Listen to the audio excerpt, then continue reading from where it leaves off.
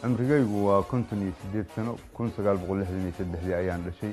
reer TikTokley waxay iigu yeeraan inaan ahay TikTokerka ninka ugu weyn. waxaa jira nin da ah oo caan ka ah barta bulshada ee Soomaalida kaasi oo ay dadku ku sheegaan inuu yahay ninka ugu da'da weyn ee isticmaala TikTok-ta.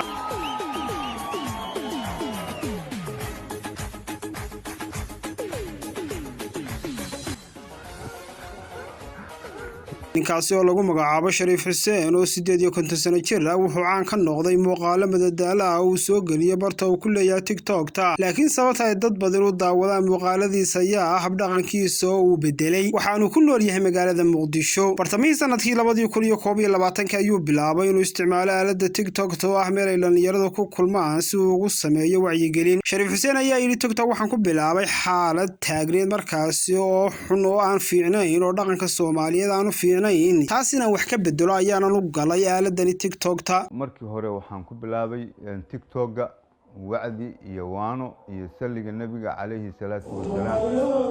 sallallahu alayka subhanahu nabiyyu sallallahu alayka subhanahu nabiyyu sayyidina yal safka adiga ku xiga. muuqaaladii ugu horreeyay ee uu baahiyo waxay isugu jireen wacdi, waano iyo nabi ammaan. isagoo jooga masaajidka ama gurigiisa ayuu isagu iska duubi jiray telefoonkiisa gacanta, laakiin markii uu dhowr bilood waday hawshaasi waxay ula muuqatay inaysan sii socon karin maxaa yeelay wuxuu heli waayay dad badan oo daawada. taas ayaana bedeshay go'aankiisii. markii hore waxaan ku bilaabay TikTok-ga wacdi iyo waano iyo salliga nabiga calayhi salaatu wasalaam. cabaar markii aan wadwado xoogaa dadana aan hayaa waxaa socon waayey in dhegla ii dhigi waayey.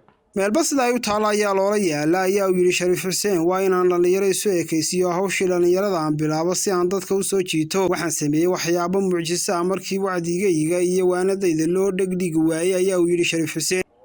waxaan sameeyey marka nidaam meelba say u taalaa loola yaalaa. hawshii waa bedelay marka garkii waxa weeye waa xiray sarwaal aanan gashan jirin oo 30 sano iigu horreysay waa isku taagay jiinisa suuqan ka soo gashaday. hawshii aan bilaabay marka disco danza dhaanto gymnastico. intaasi kadib Shariif Xuseen wuxuu bilaabay inuu iska duubo muuqaalo qoobka ciyaara, kuwa madadaalo ah iyo riwaayado inuu jilo. wuxuu iska xiray gar weyn oo midabka casaanka lahaa oo uu lahaan jiray, kaasi oo badan odayaashu yeeshaan marka ay gaboobaan, kuwaasi oo xidhna mariya. wuxuuna gashaday surwaal jeemisa oo luga dhuudhuuban iyo fanaanado gacmo gaab ah. kadib waxaa kor u kacay dadka daawanaya muuqaaladiisa iyo kuwa ku xidhan bartiisa TikTok oo dhaafay 200,000 dhowr milyan ruux ayaa daawaday muuqaaladiisa. inta aanu bilaabin adeegsiga TikTok-ta wuxuu ahaa nin daaci ah oo muddo 30 sano ah dacwadda islaamka ku dhex jiray iyo faafinteeda, laakiin haatan wuu kutubo xooray. waxa aanu sheegay islamarkaana uu soo bandhigay kutubtii uu dhigan jiray amaba uu dhigi jiray cilmiga diiniga ah oo gurigiisa rasaysan, kuwaasoo haatan uu ka tashaday. kitaabada uu dadka tusay waxaa ku jiray kitaabka la yidhaahdo nasaaix diiniya munaaqibka iyo kutub kale oo la yidhaahdo dibat alqaraa. dad badan oo faalle ka bixiyay muuqaalada Shariif waxa ay ku dhaliilaan inuu yahay nin ka leexday dhabihii wanaagsan ee uu hore dadka ugu yeedhi jiray inay raacaan, laakiin Shariifku wuxuu aaminsan yahay inay tani tahay wadada ugu dhow ee wax ugu sheegi karo da'yarta maanta joogta dunida.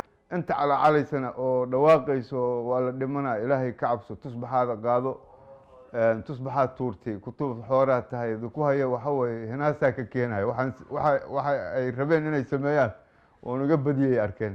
isku xisho ilaahay waa dhimanaysaada yeeraysa. ma anaa moog inaan dhimanayo. weligeyna wax ma dilin, wax ma ballaqaysan. intaana waa dhex taagnaa carrada, dhiig binu aadanna ma gelin. Shariif Xuseen ayaa ay dad badani waxay u soo jeediyaan inuu isku xishoodo maadaama uu nin weyn yahay oo aaladdan faraha kala baxo isagoo aaladdan ku dhex asqoobay, laakiin isagu waxa uu isu haystaa inuu dariiq toosan hayo islamarkaana uu wacyigelin iyo wacdi halkani ka wado.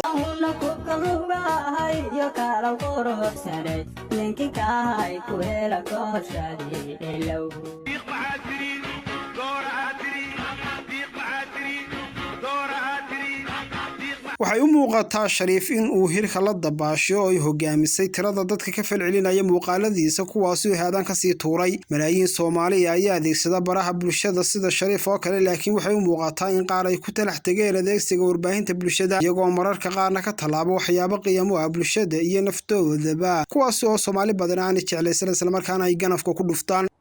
ayaa nuur alcayni ayaa khayr alkulli يا باب الفاتح يا رسول الله. رشيد بار عذير يلتيف.